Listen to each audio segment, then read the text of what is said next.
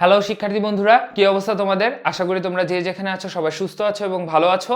So আমি চলে এসেছি তোমাদের সাথে আজকে ম্যাট্রিক্স এবং নির্ণায়ক চ্যাপ্টারটা নিয়ে আলোচনা করার জন্য।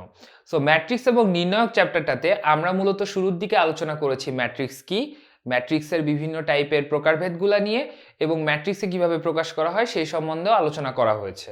এরপরে দেখানো হয়েছে যে আসলে দুইটা ম্যাট্রিক্সকে আমি কখন যোগ করতে পারবো, কখন বিয়োগ করতে পারবো, কখন আসলে এই ম্যাট্রিক্সগুলোর গুণ দেওয়া সম্ভব এবং এর মাধ্যম দিয়ে আমরা ম্যাট্রিক্স রিলেটেড যত প্রবলেম আছে সেই প্রবলেমগুলোর কিছুটা আমরা দেখেছি এই চ্যাপ্টারে।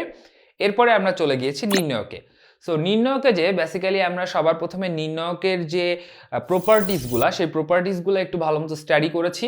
ম্যাট্রিক্স এবং নির্ণয়কের মধ্যে যে বেসিক ডিফারেন্সটা সেটাও একটু আলোচনা করা হয়েছে আমাদের এই লেকচারের একদম নির্ণয়ক চ্যাপ্টারের শুরুতে। এর পরবর্তীতে আমরা বিপরীত ম্যাট্রিক্স নিয়ে বেশ দীর্ঘ একটা আলোচনা করেছি যে বিপরীত ম্যাট্রিক্সটা কোন কোন ক্ষেত্রে আমরা বের করতে পারবো। তারপরে আমাদের বিপরীত ম্যাট্রিক্স বের করার সময় আমাদের হলো আর কোন কোন জিনিস খেয়াল রাখতে হবে সেই জিনিসগুলো নিয়ে ডিটেলস আলোচনা হয়েছে এবং একদম লাস্টে আমরা আলোচনা করেছি ক্রেমারের রুলস নিয়ে। সো ক্রেমারের রুলসটা আমরা কিভাবে সমাধানের ক্ষেত্রে ব্যবহার করতে পারি সেটা নিয়েও আলোচনা করা হয়েছে। সো আশা করি তোমরা আমাদের সাথে থাকবে এবং এই যে লেকচারটা আমাদের ম্যাট্রিক্স এবং নির্ণয়কের এই লেকচারটা আমরা যেভাবে ডিজাইন করেছি সেটা তোমাদের অনেক বেশি হেল্প করবে এবং এখানে ডিটেলসের উপর বেশি গুরুত্ব দেওয়া হয়েছে যেন তোমরা প্রত্যেকটা টপিক ভালো মতো বুঝতে পারো। সো সবাইকে দেখার আমন্ত্রণ রইল এই লেকচারটা এবং সবাইকে বেস্ট অফ লাক।